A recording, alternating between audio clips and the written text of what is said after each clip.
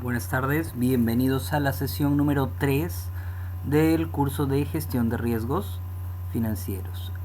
Después de haber empezado con la necesidad de la gestión de riesgos, ahora vamos a ver el tema de fallas de la gestión de riesgos.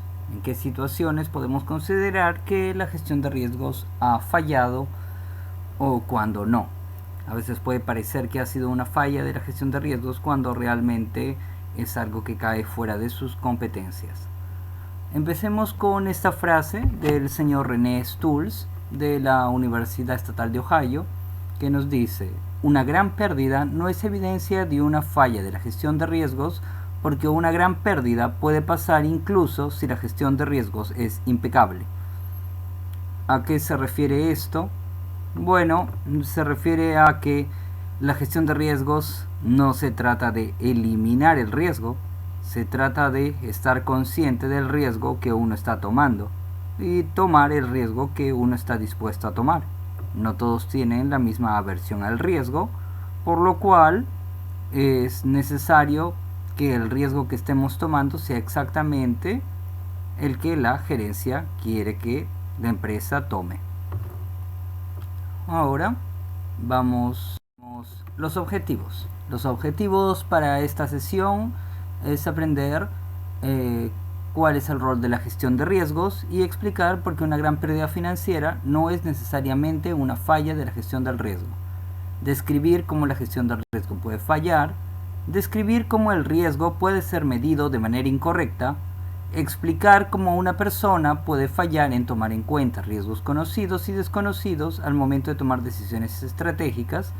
Explicar la importancia de la comunicación para una efectiva gestión de riesgos financieros. Describir cómo las empresas pueden fallar en el monitoreo y gestión continua del riesgo. Explicar el rol de las métricas de riesgo y discutir las limitaciones de las métricas de riesgo actualmente en uso. Vamos a ver con calma cada uno de estos puntos, cosa que podamos profundizar bien en el tema. Veamos. Esto es un poco de teoría sobre cuáles son los roles de la gestión de riesgo. Tenemos que, entre los roles tenemos evaluar y medir los riesgos que enfrenta la empresa. Nosotros sabemos que medir los riesgos muchas veces puede ser muy difícil. Comunicar esos riesgos a la gerencia de la empresa, aquellos que toman decisiones relacionadas a la toma de riesgos, y a que hay que informar a aquellos que le toman las decisiones, y hay que informar a aquellos que necesitan tomar en cuenta el riesgo en sus decisiones. También tenemos entre los roles el gestionar y monitorear los riesgos para asegurarse que la firma solo enfrenta los riesgos que su gerencia y miembros de directorio quieren tomar. ¿A qué se refiere esto? Bueno, a que tenemos que alinear el riesgo de la empresa con el riesgo que los directores quieren que la empresa asuma.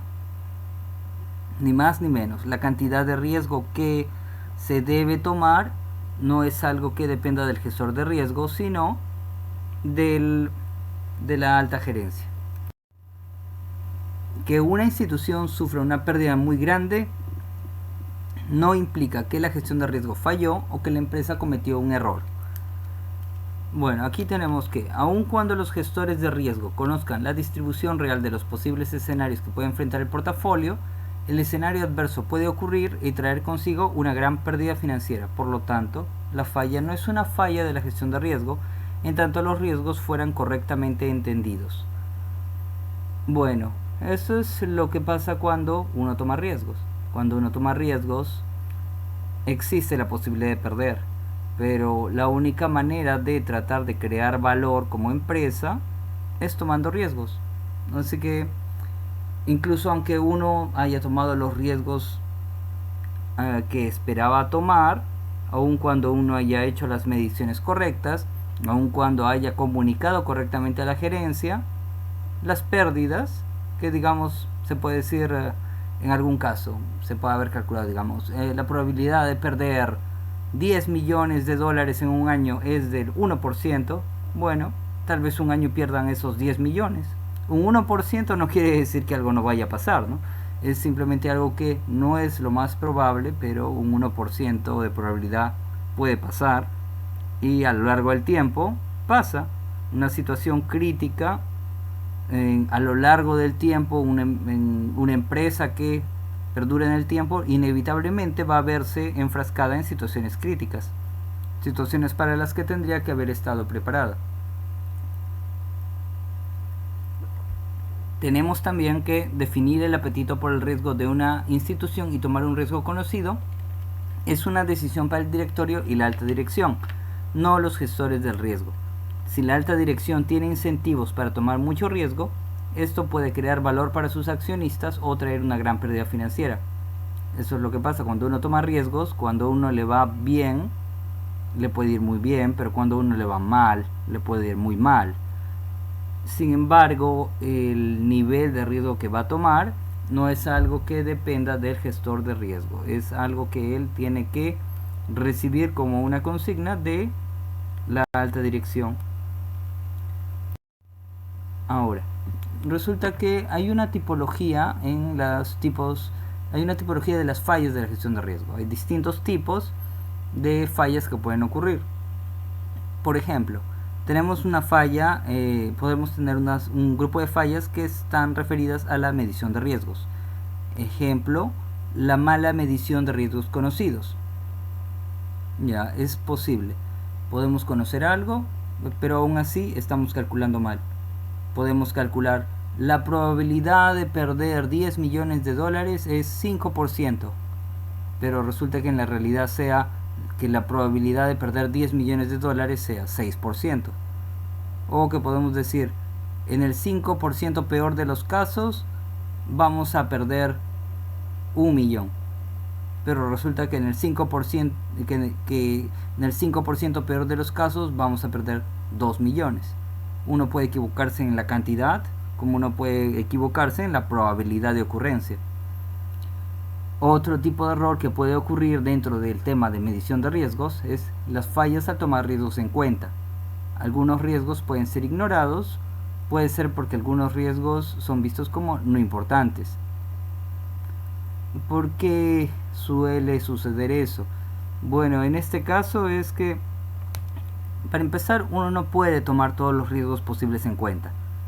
Uno, por ejemplo, cuando uno hace un modelo econométrico, uno puede llenar y llenar y llenar de variables, pero aunque eso puede aumentar la representatividad del modelo, puede ayudar a que el R cuadrado, es decir, la cantidad de la realidad que está explicada con el modelo aumente.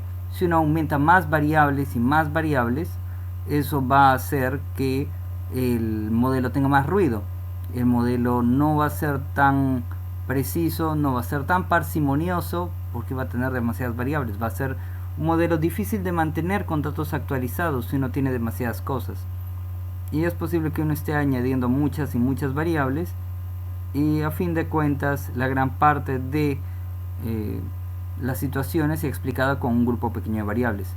Es cierto, uno no puede ignorar, no puede incluir todas las variables existentes para temas de riesgos. Simplemente uno tiene que añadir las más importantes, y uno a la fuerza va a tener que dejar cosas afuera. Lo único que hay que tratar es tratar de incluir las cosas más importantes. Ahora, hay otro tipo de errores que están relacionados con la comunicación de riesgos, y esto trata de fallas en comunicar riesgos a la gerencia.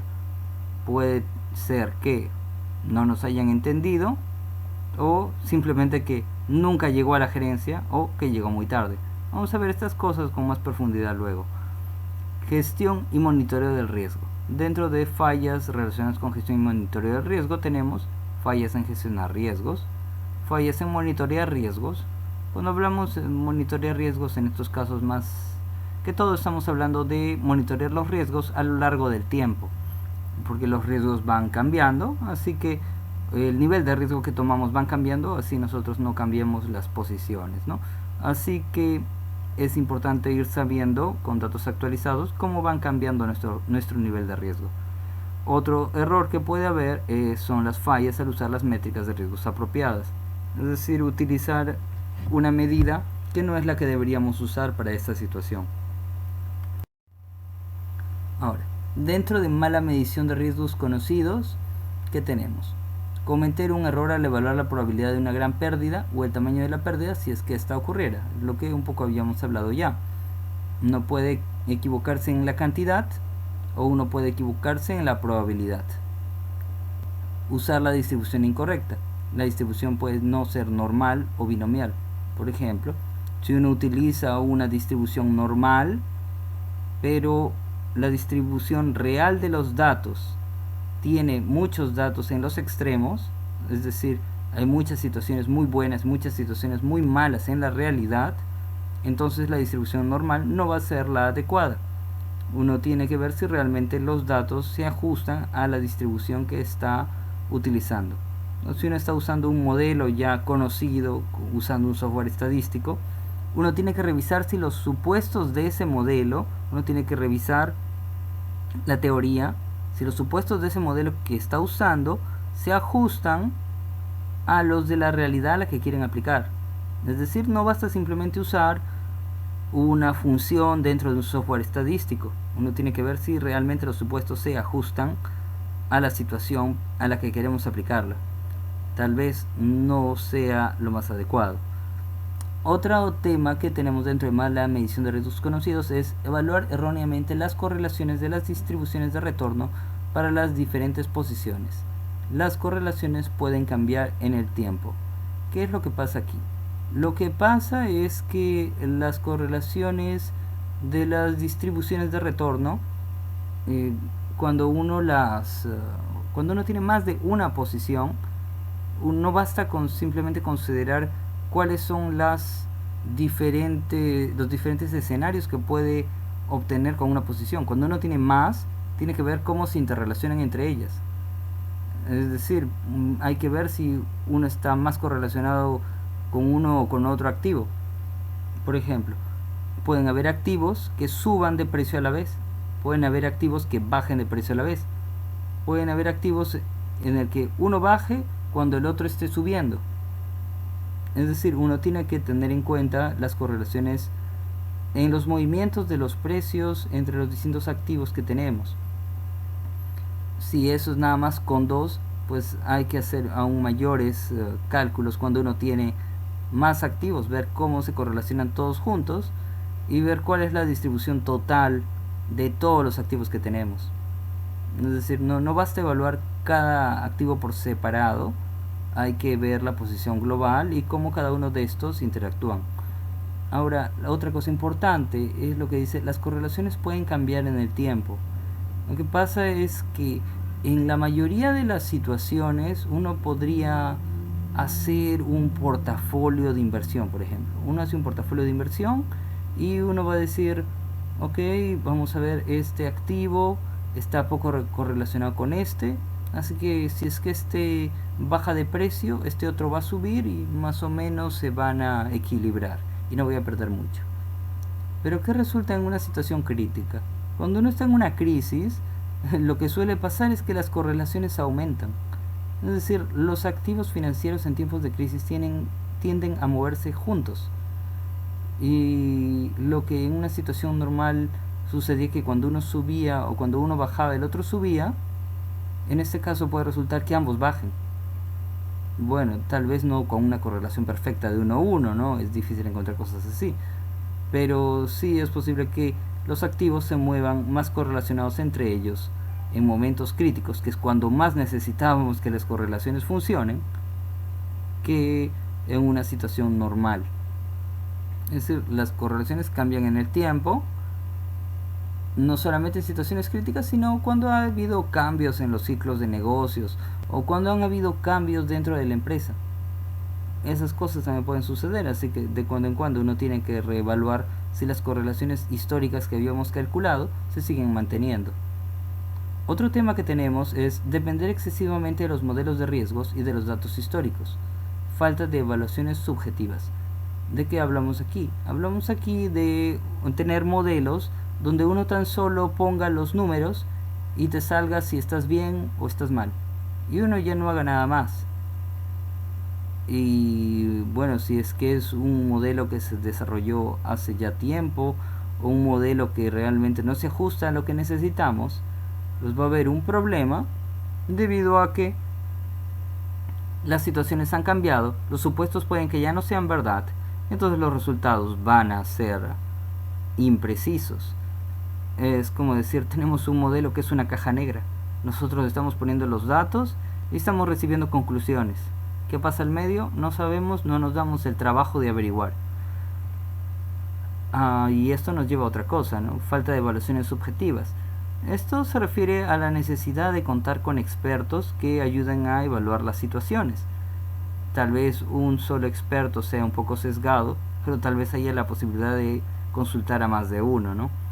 O por lo menos un experto que revise nuestro modelo de vez en cuando, cosa que sepamos si lo que estamos considerando en ese modelo para poder obtener resultados automáticos aún es válido. Tenemos otro tipo de fallas, que era el de fallas al momento de tomar riesgos en cuenta. En estos tenemos ignorar riesgos conocidos, ya dijimos, lo que pasa es que uno no puede incluir todos los riesgos posibles, ¿no?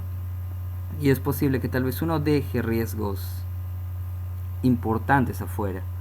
Otro tipo de errores, errores en recolección de información, por lo que el riesgo no es capturado por los modelos de riesgo. Recolección incompleta de los riesgos, cuando una empresa no puede tomar en cuenta todos los riesgos. ¿Qué es lo que pasa aquí? Cuando es errores en recolección de información, puede ser por ejemplo cuando uno esté recopilando datos, digamos, sobre las perspectivas económicas, el sentimiento económico de los inversionistas para el año 2017. Ese tipo de preguntas en el que queremos saber si los trabajadores, si los inversionistas planean invertir más o menos el próximo año, si se sienten optimistas con respecto al desarrollo del país. ¿Puede haber errores en recolección de información? Sí. ¿Cómo? Puede ser uno, que el cuestionario esté sesgado. Puede ser que esté sesgado para arriba.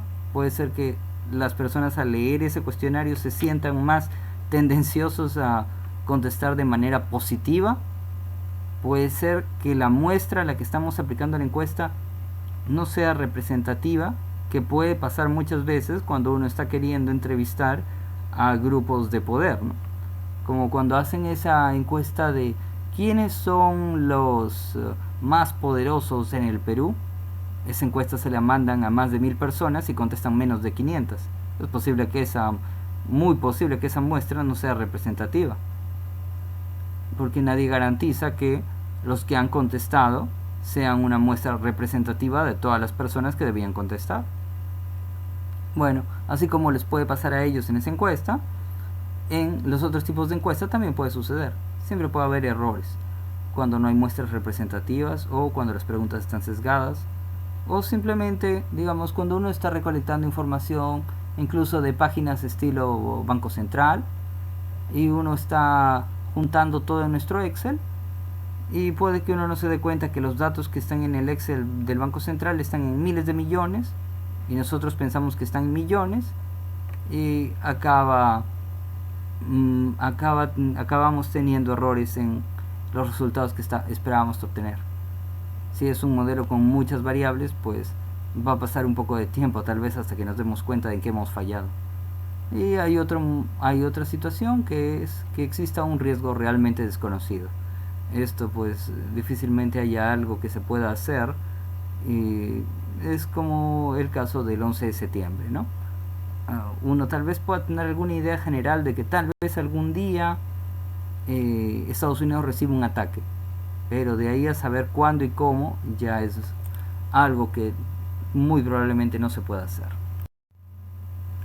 Tenemos las fallas en comunicar riesgos a la gerencia. ¿Qué puede haber pasado? Los reportes de riesgos no comunicaron un mensaje efectivo debido a que fueron demasiado complejos, presentaban información desactualizada, o no fueron presentados a la audiencia adecuada. Ahora, ¿qué pasa con los reportes de riesgo? A ver, dice, fueron demasiado complejos. ¿Cuándo puede pasar eso? Tal vez hayamos llenado de ecuaciones los reportes.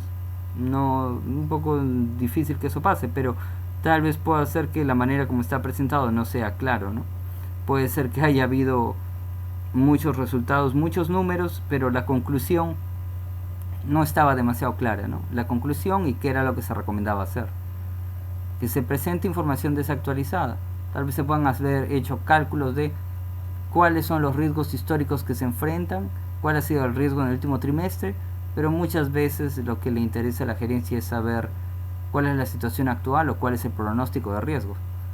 Acá puede suceder otra situación, que hayan tantas oficinas que tengan que recibir el reporte hasta que llegue a la gerencia, que cuando llegue ya esté desactualizado. Más que todo, esto puede influir cuando uno está tratando de recomendar una compra en ese momento, que ha habido una oportunidad, pero las cadenas de información son demasiado largas hasta llegar y se puede perder la oportunidad de comprar a un precio conveniente cuando ha aparecido una situación conveniente en el mercado. Otra opción que puede suceder es que los reportes no fueron presentados a la audiencia adecuada. Se presentaron a alguien que no debía tomar decisiones sobre el nivel de riesgo, o a alguien que no necesitaba conocer la posición de riesgo para su toma de decisiones. Ahora, también puede suceder que la información llegue a alta dirección muy tarde o muy distorsionada por intermediarios o por estructuras jerárquicas. Bueno, es posible que llegue muy distorsionada, pero eso es algo que podría pasar. Bueno, podría pasar si es que hay algún comité que se encargue de traducir lo que uno le escribe, de lo que uno escribe en los reportes, para ponerlo en lenguaje llano. Pero no debería ser necesario, ¿no? Los reportes de riesgo ya deberían ser claros. Fallas en gestionar riesgos de una manera continua. Fallas en identificar acciones apropiadas para mitigar riesgos, tales como coberturar y mitigar algunos riesgos conocidos, así como rechazar algunas transacciones propuestas. ¿Qué es lo que pasa aquí? Lo que sucede es que uno tiene que saber de manera continua cuál es el nivel de riesgo que estamos tomando y ver de qué manera estos riesgos pueden reducirse o coberturarse. También es posible que a veces uno reciba propuestas para comprar o vender activos, pero uno puede simplemente rechazar las propuestas si es que no son convenientes, si es que aumentan nuestro riesgo por encima del nivel adecuado para la institución. A ver, tenemos las fallas en monitorear riesgos. Exposiciones al riesgo en la industria financiera pueden cambiar muy rápidamente, incluso sin actividades de negociación, lo cual puede causar que los gestores de riesgo fallen al momento de medir y coberturar los riesgos. Lo que sucede es que los niveles de riesgo pueden cambiar porque los activos pueden cambiar. Si tenemos derivados financieros, no necesitamos hacer negociaciones para que los niveles de riesgo cambien. Puede ser que los activos subyacentes en los que los derivados están basados hayan sufrido cambios en su nivel de riesgo. Por ende, nuestros derivados van a acabar cambiando. Puede suceder que los activos que tengamos también estén en una industria que de un momento a otro esté volviéndose más y más riesgoso. Por ejemplo, alguien que tenga mucha inversión en un sector, por ejemplo inmobiliario, puede acabar en un sector muy riesgoso, aun cuando antes no era tan riesgoso. Depende del país donde esté operando, ¿no? Otra falla puede haber falta de planes de cobertura de contingencia, que uno no tenga algo planeado en el caso de que te veas enfrentado a un riesgo desconocido, como el que habíamos hablado antes. Tal vez no sepas qué riesgo puede venir, pero de todas maneras tienes que tener algún plan de acción para imprevistos. Fallas al usar métricas de riesgo inapropiadas. Enfoque excesivo en el VAR diario. El VAR es el Value at Risk, también conocido como valor en riesgo. Se puede calcular el valor en riesgo diario, mensual, semanal, anual. Se puede hacer de cualquier periodo. Lo usual, bueno, pueden calcular diario, mensual o anual. Muchas veces se calcula también semanal. ¿De qué se trata el valor en riesgo? El valor en riesgo se trata de ver cuánto es lo que podrías perder en la situación extrema. Y uno define qué situación, ¿no? Uno puede decir, en el peor 5% de los casos, ¿cuánto sería lo que estaríamos perdiendo? ¿Ok? En el peor 1% de los casos, ¿cuánto perderíamos? Ya. ¿Cuánto perderíamos en un día en el peor 1% de los casos? ¿Cuánto perderíamos en una semana en el peor 5% de los casos? Esos son los tipos de valor en riesgo que se pueden calcular. Lo que pasa es que puede haber un error si es que se utiliza solamente el VaR diario. El VaR diario no calcula pérdidas catastróficas y mercados ilíquidos. Las métricas de riesgo deben contemplar la distribución de grandes pérdidas en horizontes mayores de un día. ¿Qué es lo que pasa aquí? Lo que pasa es que uno puede estar calculando cuánto es lo máximo que uno puede perder en un día. Sin embargo, al día siguiente, tu valor en riesgo va a ser muy similar.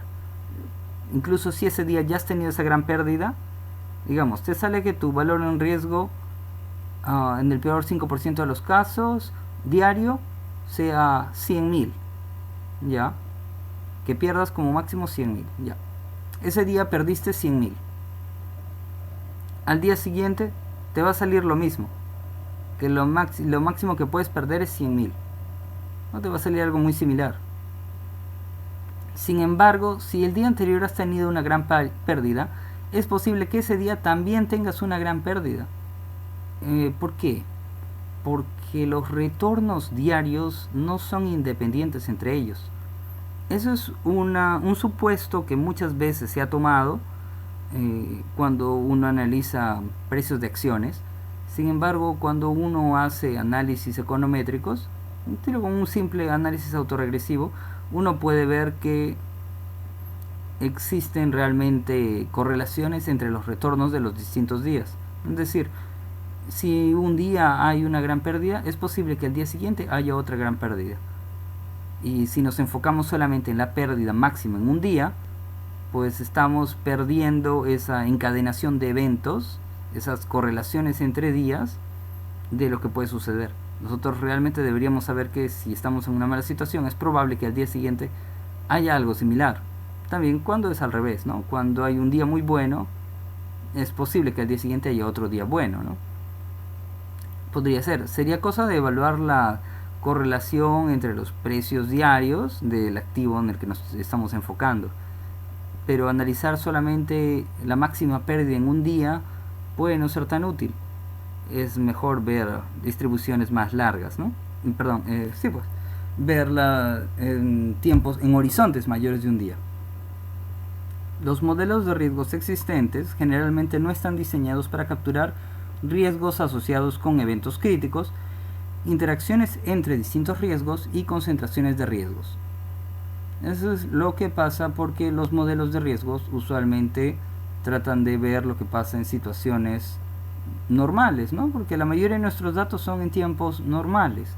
Y tenemos el problema de que para situaciones críticas no tenemos tantos datos como nosotros podríamos querer.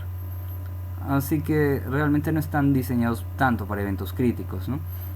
Las interacciones entre distintos riesgos, bueno, esto es algo más difícil de calcular, ¿no? Porque podemos tener distintos activos y tenemos que ver cómo interaccionan entre ellos. Así que no basta calcular el riesgo de uno y el riesgo del otro activo, sino tendríamos que ver si los riesgos entre ellos se magnifican o se mitigan. Depende de la correlación que tengan entre ellos, y también vamos a tener que analizar si la correlación va cambiando en el tiempo. Hay otro tema que hay que considerar, que sería la concentración de riesgos. Por ejemplo, uno podría decir: yo tengo mi negocio muy diversificado porque tengo edificios en San Isidro, tengo edificios en Miraflores, tengo edificios en Los Olivos, tengo edificios en Comas. Y dice, bueno, sí, podría ser, pero realmente todo está en el mismo sector inmobiliario, así que realmente no estás diversificado, ¿no? Ahí también hay concentración de riesgos y va a ser algo que se tiene que tomar en cuenta al momento de calcular, si es que la mayoría de tu portafolio está en inmobiliarias. Ahora vamos a ver los conceptos claves en la gestión de riesgos, en las fallas en la gestión de riesgos, como para que podamos cerrar este capítulo y poder comprender cuáles son los conceptos más importantes. La gestión de riesgos involucra evaluar, comunicar, monitorear y gestionar riesgos. Es decir, dense cuenta, la gestión de riesgos no involucra eliminar los riesgos. Hay que evaluar, comunicar, monitorear y gestionar, pero eliminar no. Si eliminamos, entonces ya no creamos valor. Si eliminamos riesgos, ya no vamos a tener rentabilidad.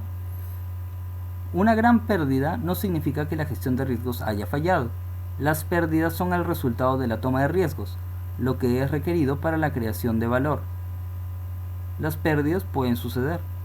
Las pérdidas no siempre tienen que ver con un mal desempeño.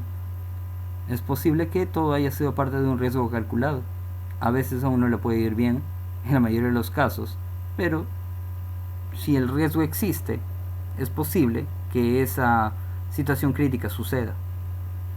La gestión de riesgos puede fallar si la empresa no hace lo siguiente: medir riesgos correctamente, reconocer los riesgos existentes, comunicar riesgos a la alta dirección, monitorear y gestionar riesgos y utilizar métricas apropiadas para la medición de riesgos.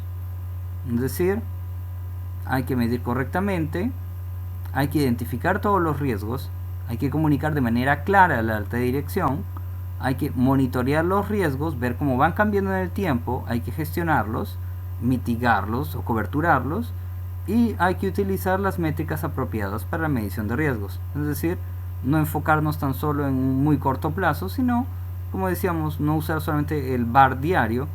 Podemos utilizar horizontes más grandes cuando queramos calcular cuál es la pérdida que podemos enfrentar.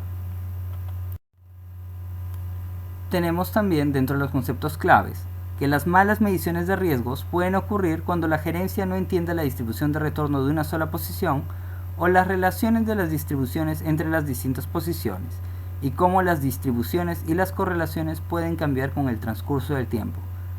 ¿De qué se trata esto? Se trata de que debemos entender y hacer entender las distribuciones de las posiciones.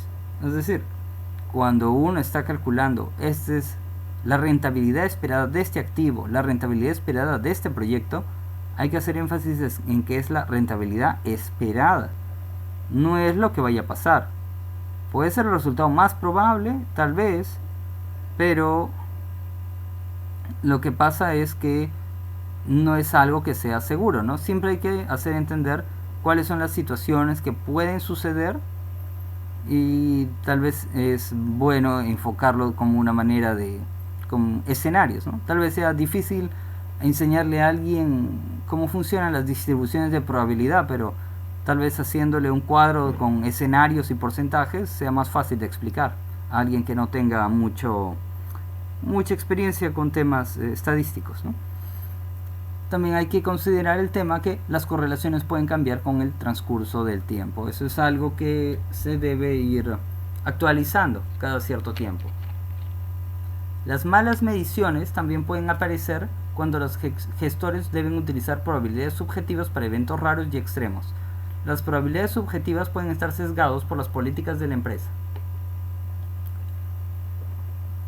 Aquí, ¿qué pasa?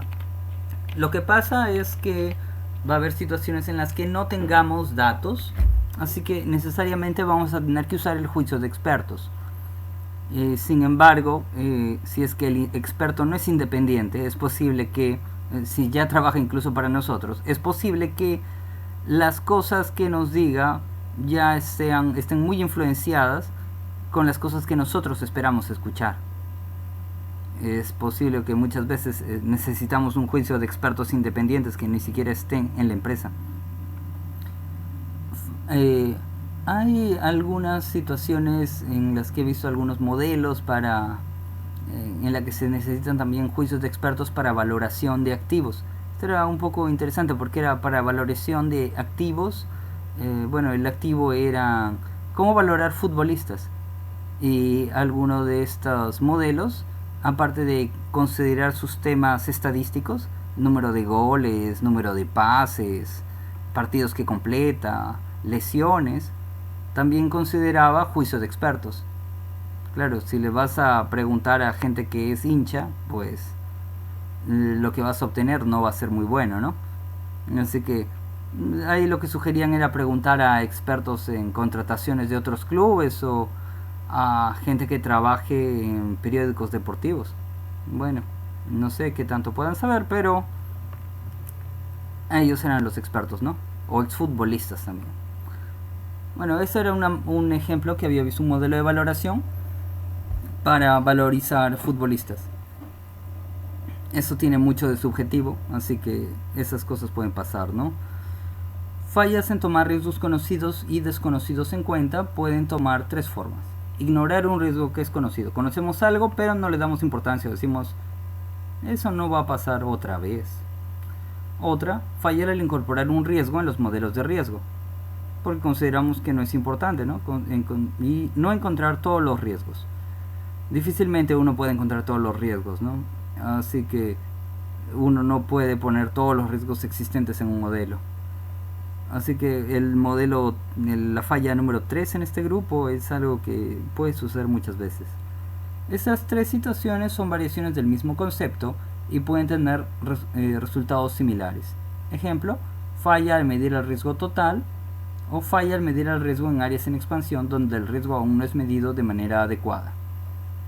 Es decir, cuando son áreas en las que aún no tenemos muchos datos, vamos a tener que suponer, y cuando suponemos, pues va a haber cosas que no incorporemos. Por ejemplo, digamos, vamos a invertir en China. No sabemos mucho de China, no nos hemos dado el trabajo de informarnos. Vamos a decir, ok, suponemos que hay riesgo de esto y de esto. Y nos golpea algo totalmente distinto cuando intentamos invertir en China. Y algo tan simple como que nos equivocamos con el empaque que pusimos. Pusimos las uvas en un empaque blanco, que ahí es un color de velorio, y entonces nadie nos quiere comprar nuestras uvas. Bueno, ya pues hubo un riesgo ahí. Podríamos haberlo evitado, pero era un área en expansión y realmente no teníamos datos y no teníamos contactos para enterarnos bien. Otras fallas que pueden suceder: la alta dirección debe entender los resultados de la gestión del riesgo para que éste obtenga resultados significativos. A menos que los gerentes top tengan la información correcta para la toma de decisiones, la gestión de riesgo no tiene sentido. De lo que se trata es de comunicar, no vale la pena simplemente calcular, por más que estemos correctos, si no logramos comunicar a los que toman decisiones. Y tenemos que comunicar de una manera clara y efectiva, tenemos que hacer los reportes lo más sencillos posibles con toda la información necesaria, ¿no? Los gerentes de riesgos deben reconocer cómo las características del riesgo cambian en el transcurso del tiempo. Muchos activos financieros tienen relaciones complejas con las variables del mercado. Es decir, digamos, podríamos tener un activo que dependería del precio del petróleo. Puede ser que antes, cuando el precio del petróleo subía 1%, nuestro activo subía 1%. Pero puede ser que ahora sea distinto. Ahora, digamos, el precio del petróleo sube 1% y nuestro activo solamente sube 0,5%. Estas relaciones pueden variar a lo largo del tiempo y uno tiene que ir calculando, ¿no? Porque si uno no actualiza nuestros modelos, como cuando uno hace un modelo econométrico y obtiene coeficientes, los coeficientes que uno tiene van a estar desactualizados cuando simplemente los rellenes de datos en el futuro. Uno tiene que ir actualizando sus modelos o por lo menos sus coeficientes. Tener una estructura de incentivos adecuada y una cultura de riesgos que abarque a toda la organización puede ayudar con el proceso de monitoreo y gestión de riesgos. Bueno, aquí es algo que se pone mucho de moda, ¿no? De decir, hay que empoderar a todas las personas de la institución para que cuando vean algo que pueda constituir algo que infrinja los niveles de riesgo, el manejo de riesgo adecuado, podamos saber para que podamos intervenir. Necesitamos que cada uno sepa qué es lo que tiene que ver con respecto a la gestión de riesgos a lo largo de la organización, cosa que sea un esfuerzo de toda la organización y que la gestión de riesgos no esté enfocada tan solo en el departamento de gestión de riesgos, sino que toda la institución esté comprometida con el nivel de riesgo que lleva a la rentabilidad. Para terminar, tenemos dos conceptos claves más. Las métricas de riesgo, tales como el VAR, usualmente son estrechas de miras.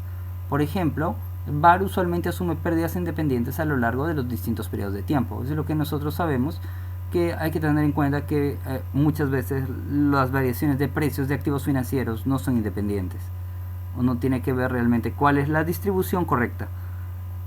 las probabilidades correctas, ¿no? La probabilidad de que si hoy día baja, ¿cuál es la probabilidad de que mañana baje? Si hoy día sube, ¿cuál es la probabilidad de que mañana sube?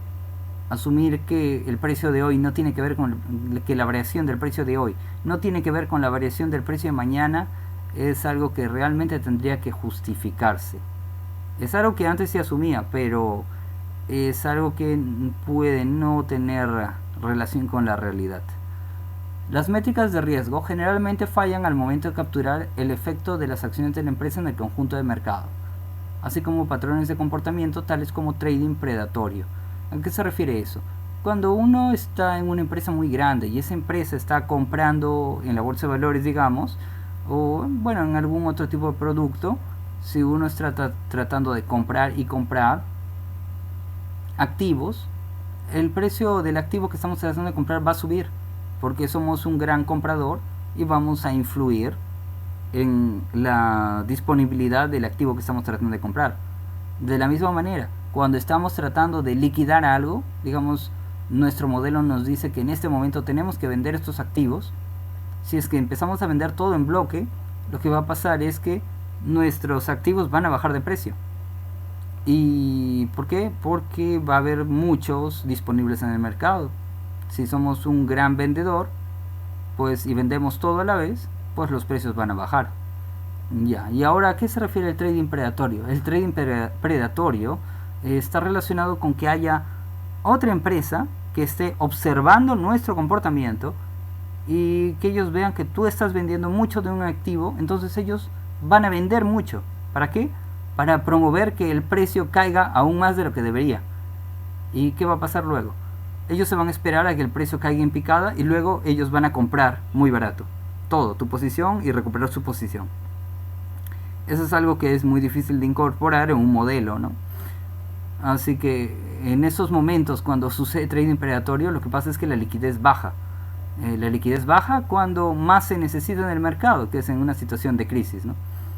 Así que este tipo de comportamientos es algo que es difícil de considerar en un modelo de riesgo, pero nosotros sabemos que existe.